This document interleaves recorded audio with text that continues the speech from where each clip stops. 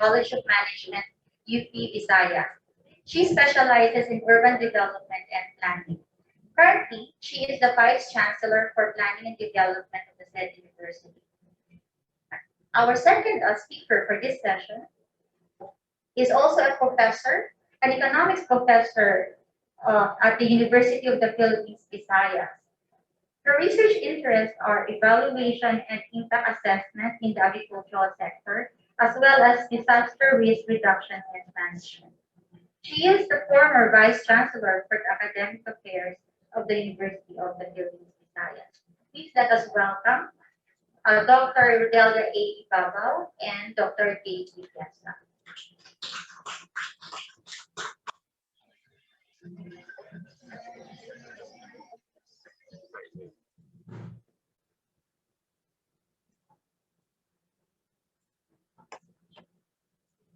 Good morning, everyone. Thank you for attending this seminar workshop.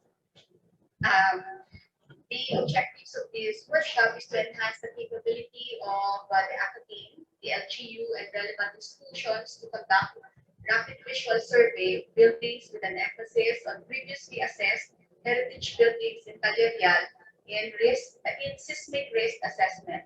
And the other objective of this workshop is to get feedback from the participants about the modules, the rapid visual survey checklist, and related policies. Okay. So, as a background of the project, recent events in the Philippines have highlighted that cultural heritage assets are exposed to multiple hazards which increase their vulnerability to their deterioration and damage. Contributed to this are the following factors: age and type of construction, as well as the limited community awareness on the significance and vulnerability of cultural heritage assets. Now, what do we mean by the term cultural heritage? This refers to tangible, in the context of our study,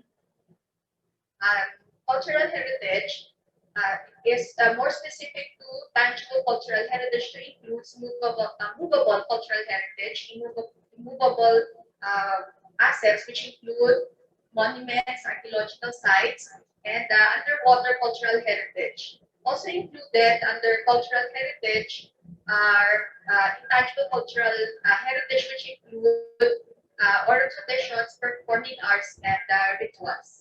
So for our study, we are more focused on the built heritage structures. As a result of these issues, the intervention presented by the four universities is to come up with a research project, which we call shortly as Cherish. And the fund source, we are very thankful to CHED Philippines and the Newton's Fund Institutional Links. So you can see there on the screen the four proponents: UTV Iloilo, De La Salle Manila, CPU, and UCL. The duration of this study is 12 months, and the study site is the Calerial, specifically the original sites, the structures which were originally declared as of heritage value. The project team are also dashed on the screen. Includes there the faculty and the personnel of the university.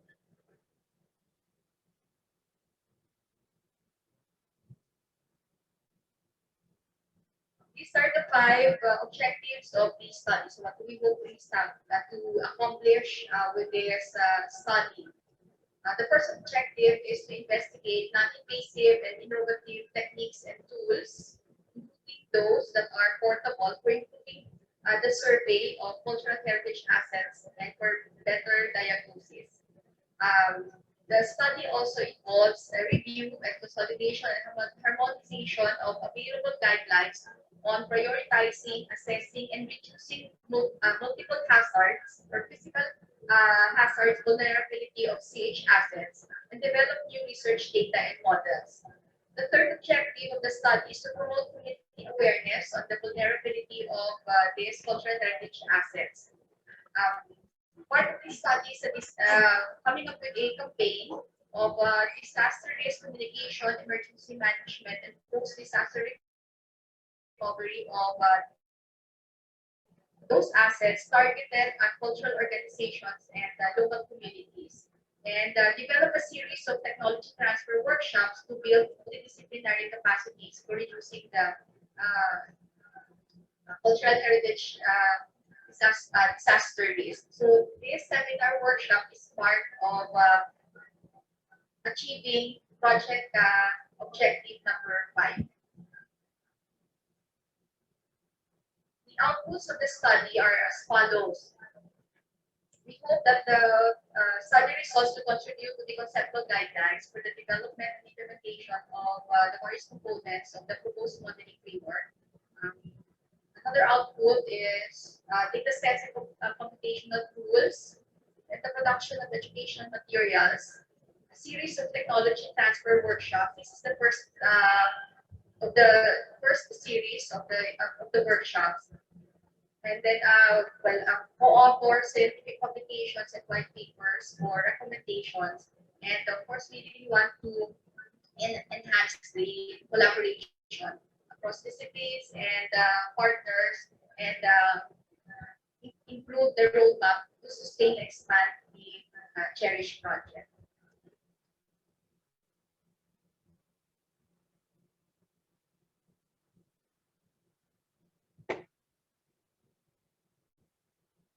So this is the general study framework.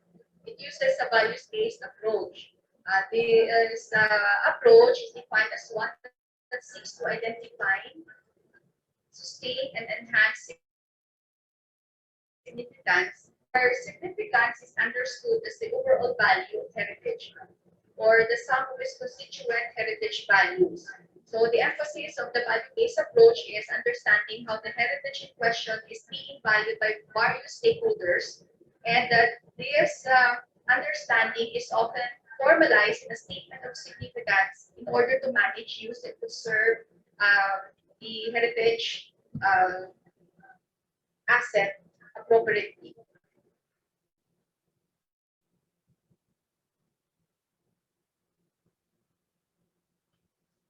There are a number of organizations and scholars that have provided a typology of value. So if you have noticed there are a number of factors in considering whether or not a structure is of value.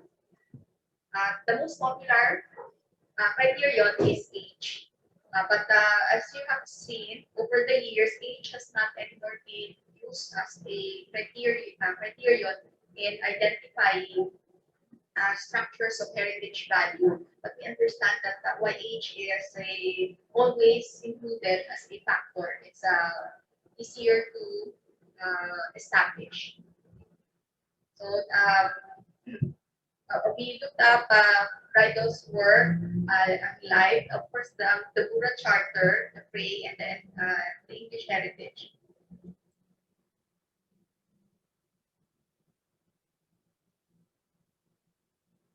So interactorizing values, this is one of the frameworks out there in assessing the cultural value of structures. You start with identification and then elicitation or elaboration until you can come up with a statement of significance. So the statement of significance come from at least 3 sets of considerations: the physical condition assessment, the cultural condition assessment, and the management context assessment. Based on the results from these various assessments, there is an integration of the results in order to establish a policy, and then this policy will be linked to the values and physical resources of the particular area, and the principles of sustainability and other decision-making frameworks are applied. So for our project, there are at least two sets of teams. The first team is the team that will do the or has conducted already the physical assessment of certain structures in Calerial, and then our team in the UTP is conducting the cultural heritage assessment for the buildings in the study site. So what we hope to is to contribute through our study. So we hope that the information from our research can be used for the enhancement of the downtown CBD heritage zone, implementing rules and regulations, and other relevant issuances for the better management of the structures of heritage value. We also hope to continue this capacity development of the technical personnel, doing physical and cultural assessment of buildings of heritage value, not only in the LGU, but also in our respective universities. And through this study, we hope to enhance also the curriculum through stronger linkage between theory and practice.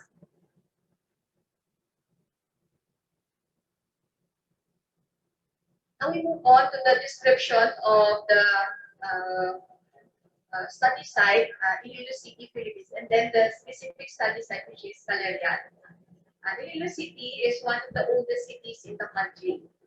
And there are many of the residential houses, particularly those found in Harod District, were built during the Spanish period and have the traditional bahay na bato architectural style. Now, most of the construction materials were made of brick, stones, and wood as flooring material. Iloilo City has many built structures with architectural styles influenced by Spanish and American styles. Now, in Iloilo City, we have two central business districts. The old CBD is Calerial. The new one is includes the properties of Ayala and Mega World and the SMC. So in the old central business district, majority of the commercial buildings found there were built during the American period and are mostly made of concrete. During the Spanish era, the area have been used as residential homes by the ilustrados and trading bazaars of the Chinese. These are the observed architectural designs in Calerial. So you have the Art Deco, the Art Modern, Post-Modern, Post-Art Modern, and Neoclassical designs.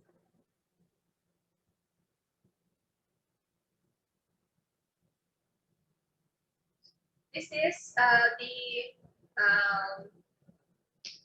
context of Calerial. The one enclosed in red is Calerial, and the Calerial to the north is Harod. To the west is Lapos. Yes. Sorry.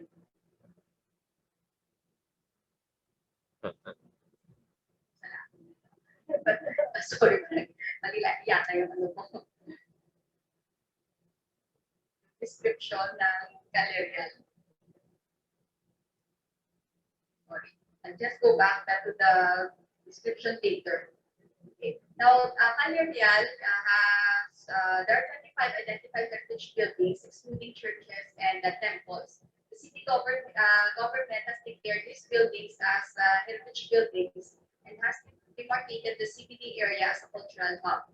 Of the 25 buildings, the earliest structure was built in 1922 and is about 91 years old of age as of 2014. Now, the age of some buildings is difficult to determine because some majority of the structures have no mark on the year it was built, and the city government also does not have copies of the original plans of such structures. Currently, the zoning classification of Calerial is commercial, is for commercial activities. Now, the age of some buildings is difficult to determine because some majority of the structures have no mark on the year it was built, and the city government also does not have copies of the original plans of such structures. Currently, the zoning classification of Calerial is for commercial activities. So the study site, this is the study site you have there, 24 buildings. Actually, there are 25 buildings. So then, hindi siya na identify sa map. And it includes the heritage site includes buildings within the original heritage zones. Those that you can see na may solid lines. Yung solid lines, medyo triangle yung kanyang shape. The expanded heritage site ay nasa loob ng dash lines. So if we summarize the types of buildings that were identified, those are buildings of commercial value, and hindi dito na sama yung mga church and residential homes. Sa original na zoning. So this is brief background of the project and of the study site. Now I turn you over to Ms. Kay for a report, our initial report on the policies on heritage buildings. Thank you. Thank you very much, Beams. Good morning, everyone. My task this morning is to present to you our initial review of policies on heritage buildings. Next, please.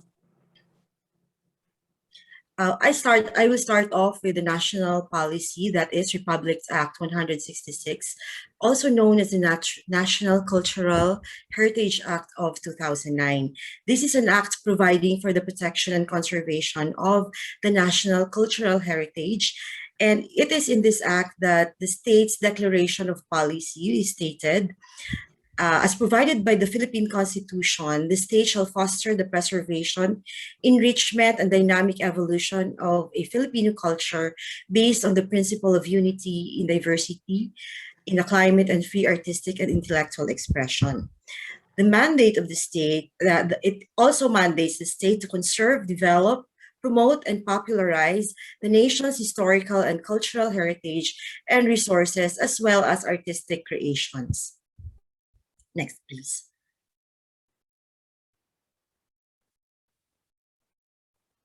The objectives of this Republic Act in the pursuit of cultural preservation as a strategy for maintaining Filipino identity, it aims to protect, preserve, conserve, and promote the nation's cultural heritage, its property and histories, and the ethnicity of local communities.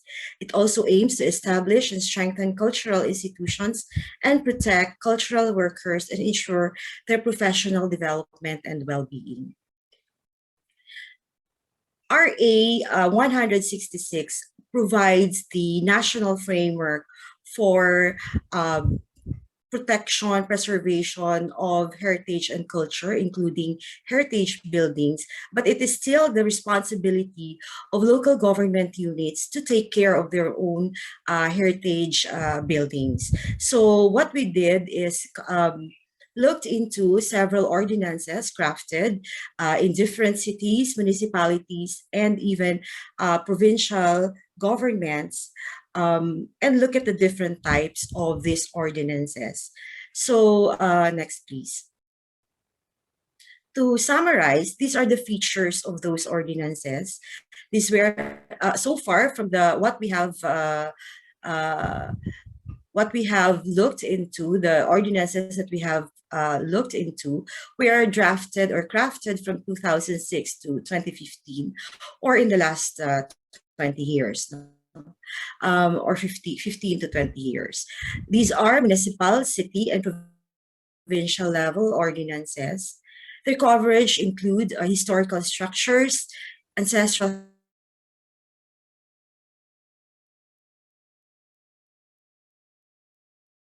houses, monuments, immovable. The salient provisions of these ordinances include property tax exemptions. I think Iloilo City has that. Also, Metro Manila.